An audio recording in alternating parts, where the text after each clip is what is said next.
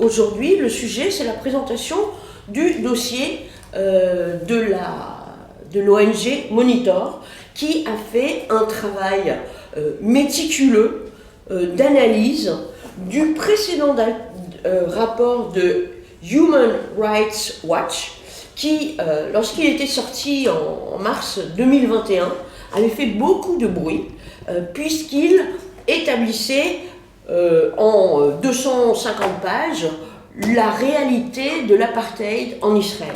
Le document que nous présentons aujourd'hui vient démonter le système qui a permis le précédent rapport de 2021 sur lequel ont été basés notamment le rapport qui a suivi, celui d'Amnesty International, qui a lui aussi eu un impact déplorable sur l'image d'Israël et sur les questions d'apartheid et d'Israël.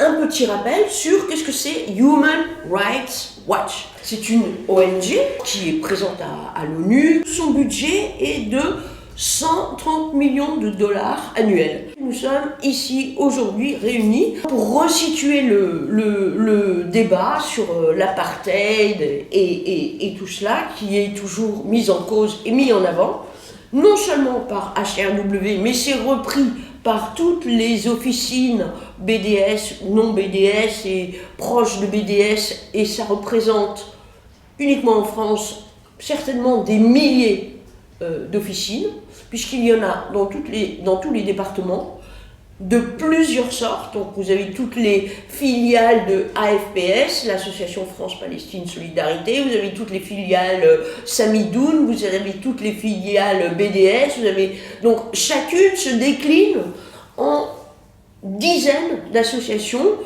par département.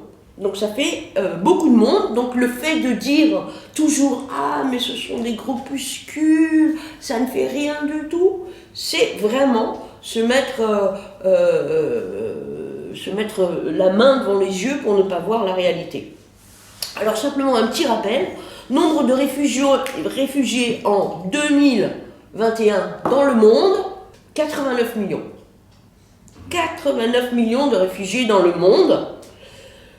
Réfugiés climatiques, réfugiés internes, toutes sortes de réfugiés, et pour un budget de 9 milliards de dollars en 2021, ce qui fait grosso modo 100 dollars par réfugié. Pour les Palestiniens, le noir se base sur 5,7 millions.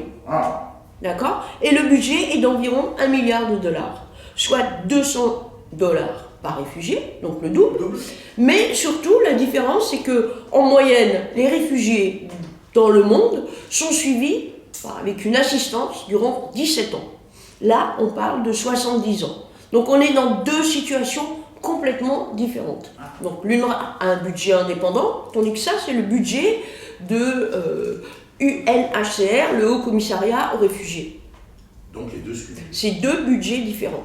Et les Palestiniens sont les seuls à avoir un organisme dédié pour eux et leur budget, l'UNRWA. Les réfugiés palestiniens qui ont un statut héréditaire, c'est les seuls réfugiés qui sont suivis de génération en génération. Les autres, ça n'existe pas. Au bout d'une génération, ils ne sont plus réfugiés. C'est les seuls qui ont un organisme dédié, c'est les seuls qui ont des subventions qui viennent de partout, en permanence, et c'est les seuls dont le monde a les yeux fixés sur eux en permanence. On peut se demander pourquoi. Eh bien, l'une des réponses les plus plausibles, c'est parce qu'ils sont réfugiés d'un pays qui s'appelle Israël. Et que donc c'est le fait d'être en lien direct que leur mode de vie de réfugiés renvoie directement à l'image d'Israël qui fait que ça a un tel succès. Il y a en tout et pour tout 303 points qui ont été identifiés. Alors j'ai suivi, je les ai bien sûr lus, étudiés, regardés et tout. Il y a évidemment des tas de redondances, puisque souvent c'est la même chose qui est reprise plusieurs fois dans le rapport de Human Rights Watch.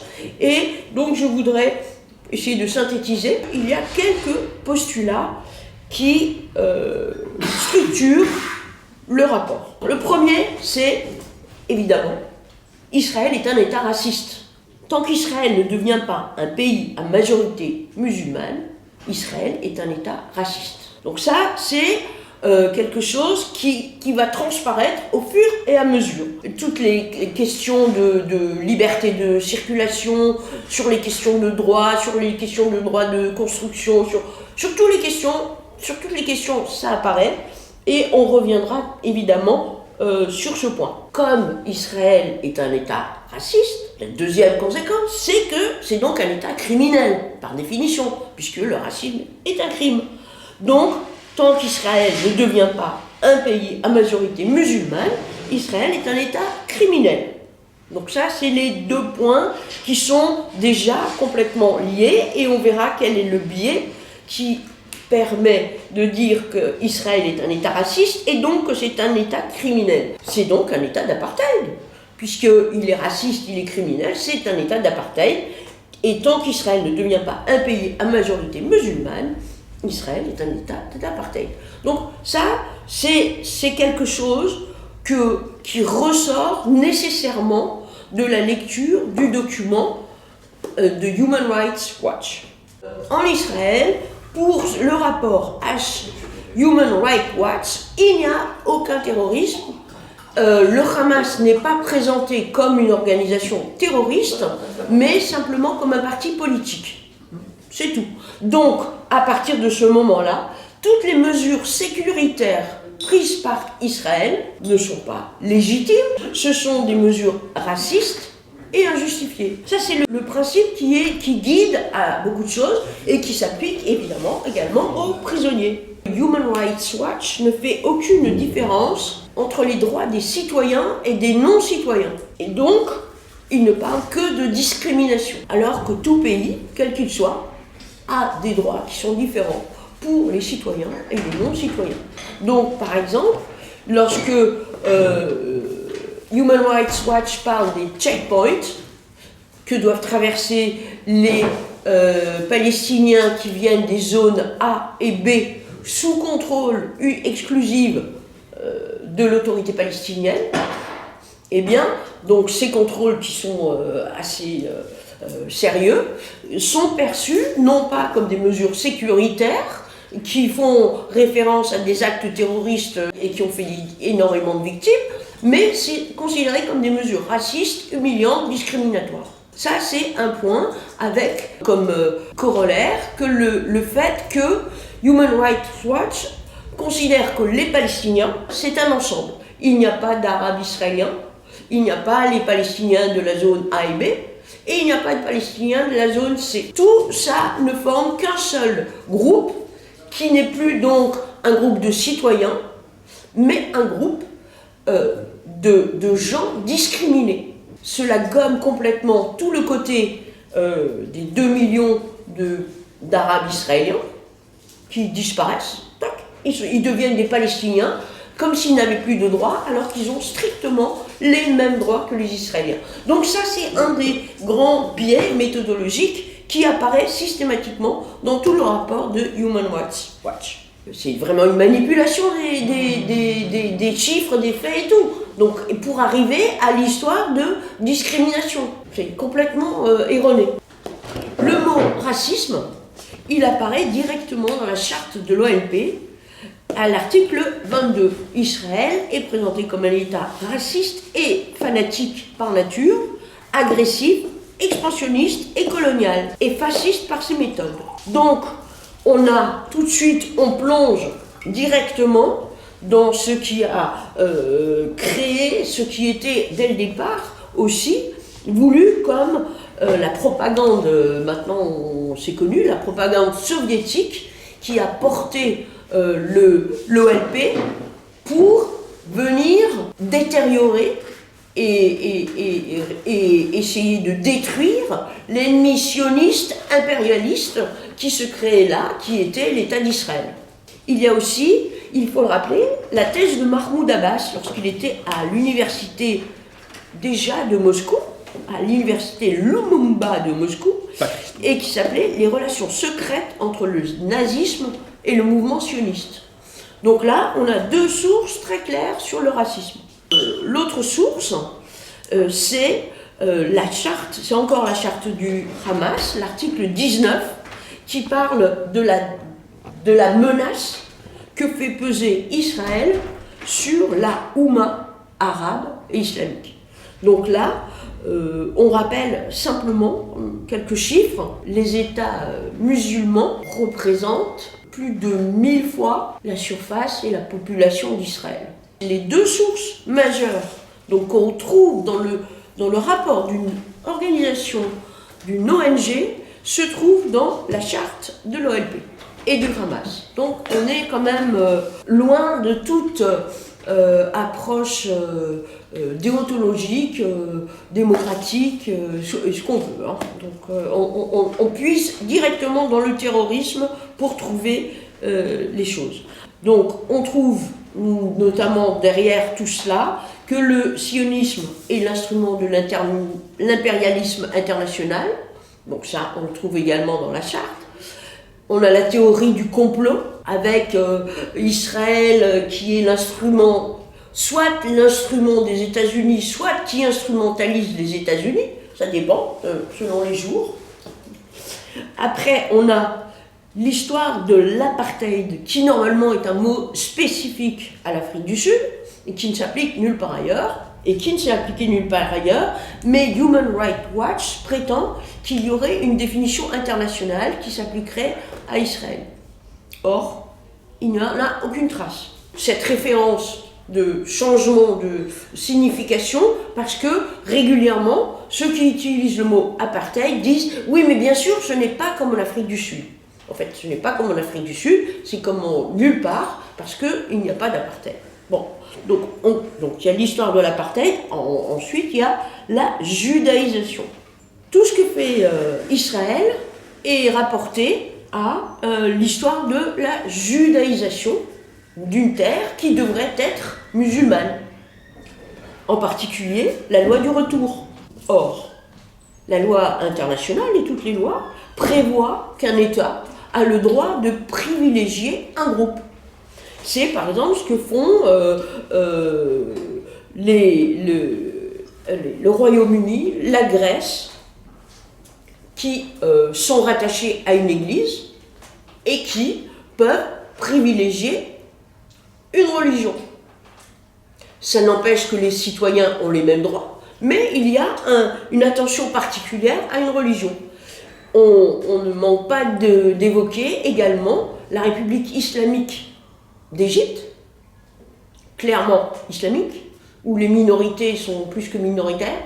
Hein, on ne trouve plus que quelques centaines. Oui. À quel moment le rapport parle des réfugiés juifs des pays arabes? Jamais. Ils sont nombreux.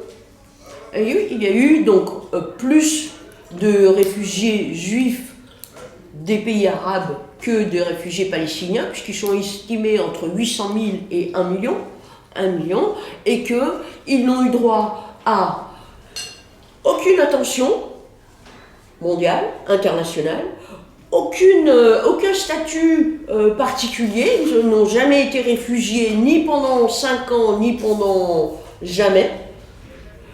Leur spoliation n'a jamais été constatée. Et il n'y a jamais eu d'organisme dédié comme l'UNRWA pour les Palestiniens. Ni l'Égypte, ni l'Iran, ni l'Afghanistan, ni le Pakistan, ni Gaza, ni la zone A et B palestinienne, où la présence d'un seul juif est considérée comme une cause de guerre nucléaire, ne sont considérés comme de l'apartheid. Parce que, par définition, la présence des juifs est maintenant considérée et admise comme quelque chose de trop. On ne parle jamais de droits de citoyens ou de non-citoyens, mais il y a une entité qui s'appelle les Palestiniens. Donc, on ne fait pas référence aux citoyens arabes israéliens, on ne fait pas référence aux Palestiniens de la zone A et la zone B, qui ont les droits qui leur sont donnés par l'autorité palestinienne et pas du tout par Israël. Gaza, c'est encore autre chose. Et donc, le HRW veut nous faire croire qu'il y a une entité palestinienne et que donc Israël se comporte de façon raciste vis-à-vis de cette entité. Donc, il dissimule et nie l'existence de droits des citoyens arabes israéliens, ça c'est une chose, et il en tire une conclusion complètement fausse, erronée, mensongère et diffamatoire. Le statut de résident vient d'une ancienne législation qui était en vigueur du côté sur les territoires avant 67. Et donc Israël a repris une partie de cette législation, désormais, pour tous ceux qui sont citoyens israéliens, qu'ils soient arabes israéliens ou israéliens juifs, la loi est la même partout, à Jérusalem-Est ou pas. Monsieur Salah Hamouri n'est pas un citoyen israélien, et donc, par définition, son statut de résident, lorsqu'il arrive à échéance, il est à échéance. Et comme tout pays, il peut être expulsé. Donc, ce que fait aussi Human Rights Watch, c'est que comme dans beaucoup d'autres cas, on verra que Human Rights Watch nie à Israël le droit d'avoir un comportement d'État souverain sur son territoire. Ça, ce n'est pas prévu pour Israël. En permanence, il est répété que les Palestiniens n'ont pas le droit de construire comme ils l'entendent. En fait, là aussi, il y a beaucoup d'erreurs. En particulier, cela concerne surtout les constructions dans la zone C. La zone C, c'est la zone qui est sous gouvernance israélienne et où, selon les accords d'Oslo, il y a normalement 5%, c'est tout, de Palestiniens. Et la zone A et B étant sous gouvernance palestinienne, ils construisent là comme ils veulent, tant qu'ils veulent. Et donc dans la zone C, régulièrement, il y a de nouvelles constructions non autorisées et qu'Israël détruit. Et donc là aussi est contesté le droit d'Israël à réglementer les constructions. Et comme si maintenant on voulait aller s'installer dans le jardin du château de Versailles, qui est certainement très agréable, et ils commençaient à construire et après s'indigner qu'on veuille démolir la maison. Donc ça, c'est ça. Et je voudrais revenir quelques instants sur le cas du quartier de Shimon HaTzadik, appelé aussi par les Arabes Sheikh Jarrah et par les médias, au moment de l'expulsion qui avait été ordonnée par la Cour suprême des Palestiniens vivant dans des logements, dans des maisons de ce quartier. Cette zone était sous contrôle ottoman, comme toute la région, et des Juifs avaient acheté des territoires vers la fin du 19e. Donc ils avaient acheté des terrains, ils avaient construit et tout. Lorsque, après la guerre des 6 jours, non, après la guerre d'indépendance, la Jordanie est devenue propriétaire de cette zone, tous les Juifs ont été expulsés, bien sûr, et aussitôt, donc, des Arabes sont venus s'installer dans ces maisons.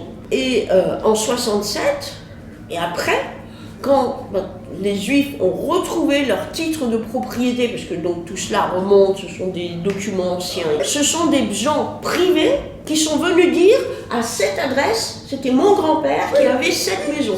À cette adresse, c'est mon grand-père qui avait cette maison. Et donc il y a eu des procédures durant entre 10 et 15 ans qui sont allées jusqu'à la Cour suprême, où la Cour suprême a décidé effectivement que le droit de propriété revenait effectivement aux propriétaires juifs et que donc les Palestiniens devaient partir. Mais les Palestiniens n'ont pas voulu partir. Et la Cour suprême est allée même jusqu'à leur proposer de payer un loyer et qu'à leur mort, la propriété reviendrait aux propriétaires juifs. Et même cela a été refusé. Donc, c'est ce qui a déclenché la guerre, l'expulsion de ces gens qui n'ont aucun droit de propriété, qui n'ont jamais acheté leur maison, qui n'ont jamais payé un loyer, qui se sont installés là, qui ont squatté. C'est l'officialisation du droit du squatteur sur les droits les droits privés, le droit de propriété qui est un droit fondamental dans le monde entier. Donc Israël se voit nier ce droit fondamental. Non seulement c'est une insulte à l'histoire, puisque chacun sait qu'avant 1948, ce qui s'appelait la Palestine était la Palestine mandataire sous contrôle britannique. Donc c'était pas du tout la Palestine que veulent nous faire croire les Palestiniens et les supporters de la cause palestiniste. Donc ça n'a rien à voir. Donc quand ils mettent la carte complètement verte, c'est à la fois une erreur et par ailleurs, non seulement c'est une erreur historique, mais c'est une erreur également en droit de propriété, parce que en remontant plus loin, il y a dans le droit ottoman, donc, et qui a été repris après par le droit britannique, et qui fonctionne encore jusqu'à aujourd'hui en Israël, c'est qu'une partie des terres sont appelées des terres du pays, state land, des terres gouvernementales, qui n'appartiennent, qui ne peuvent pas être propriété privée. Okay ? Et donc, une étude qui date de 1946 relève que près de 40% de la zone, 40% étaient des zones désertiques n'appartenant à personne.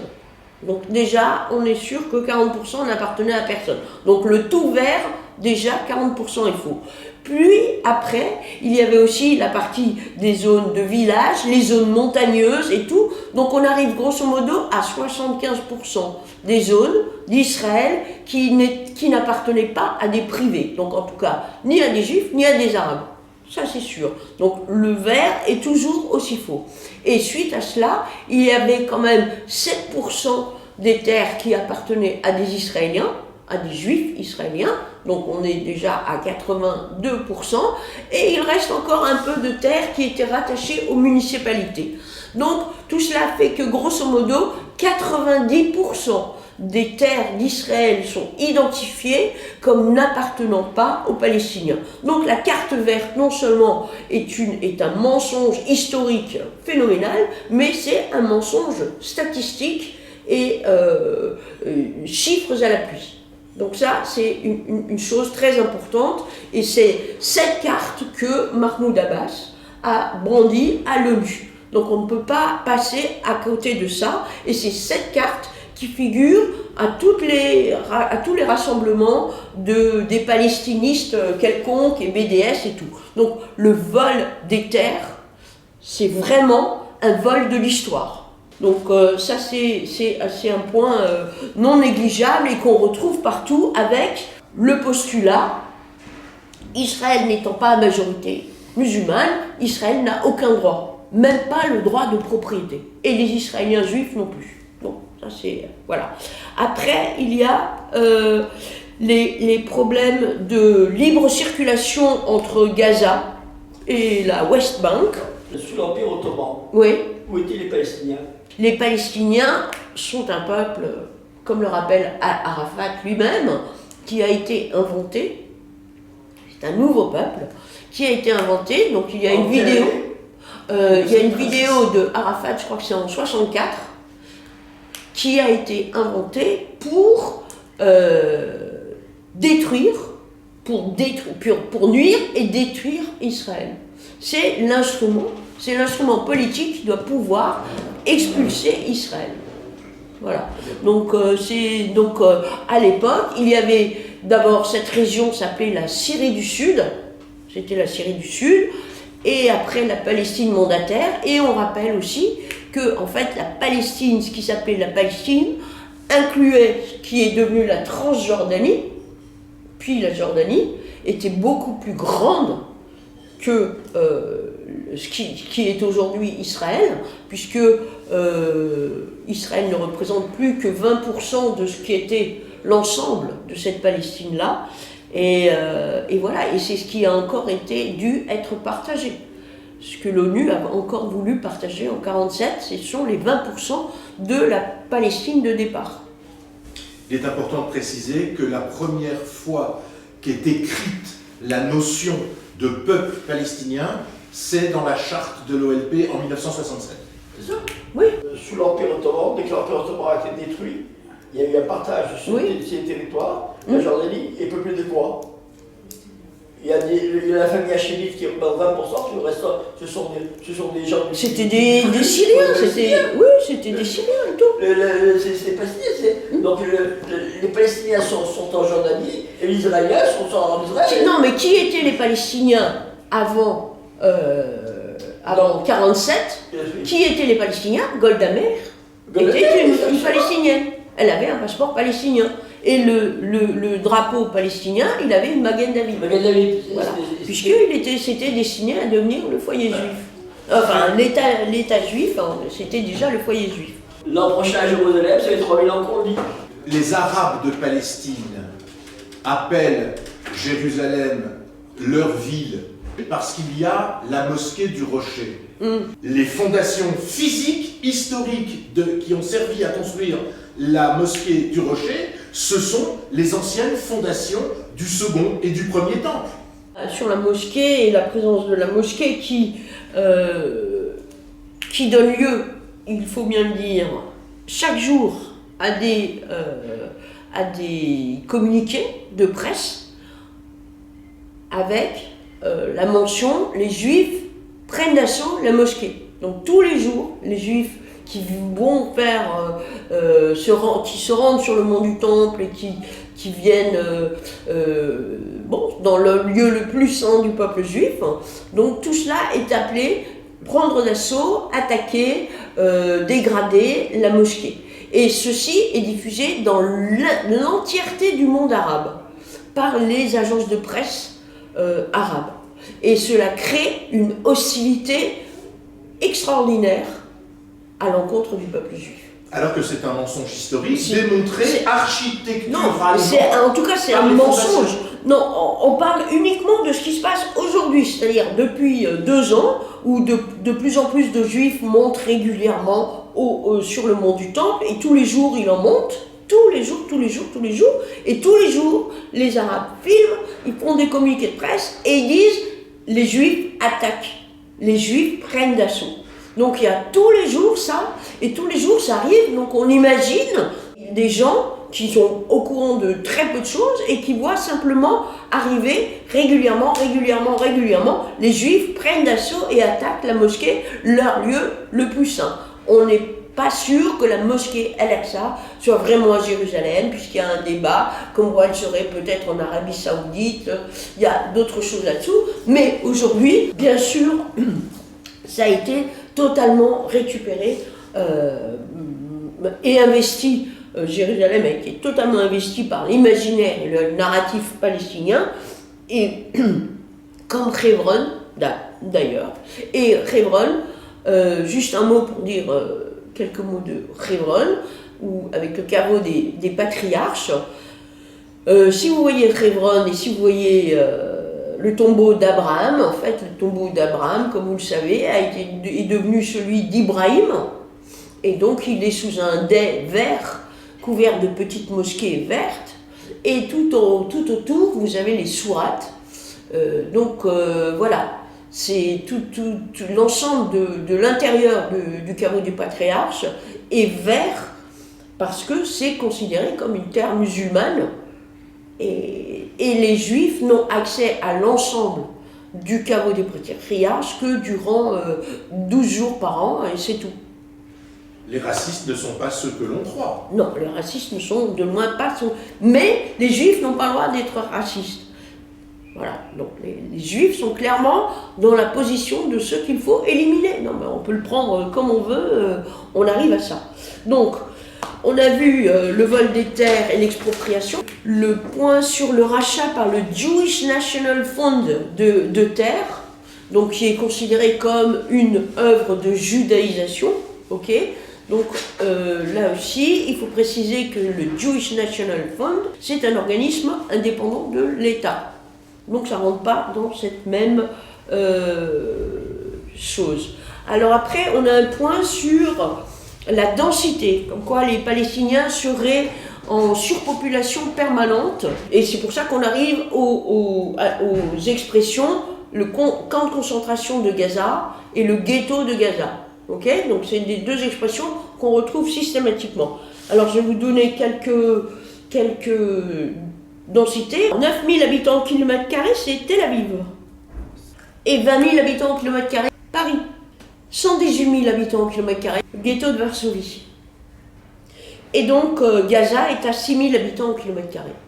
Donc ça relativise aussi tout ce qu'on raconte et qu'il reste encore énormément de terrain non occupé. Prison à ciel ouvert. Voilà. Prison à ciel ouvert, où n'est mise en cause que la sortie vers Israël, alors qu'il y a un autre point de passage vers l'Égypte. Bon, il y a toute la question des Bédouins, avec notamment le fait que certains villages bédouins ne sont pas raccordés à l'électricité et qu'Israël ne veut pas les raccorder. Alors, ce qui est oublié de dire, c'est que ce s'est construit illégalement, c'est-à-dire sans autorisation d'Israël, et ils demandent qu'Israël le raccorde à l'électricité. Donc là aussi, c'est vraiment les droits fondamentaux d'Israël qui sont remis en cause. Il vient de sortir une enquête du Centre palestinien de recherche et d'enquête, dans laquelle le Hamas est considéré d'un avis bien plus favorable que Mahmoud Abbas, donc l'organisation terroriste, et depuis prend le dessus très largement, et que 87% des gens sont opposés au fait que l'autorité palestinienne parfois arrête des terroristes. Donc ils ont clairement pris l'option terroriste pour le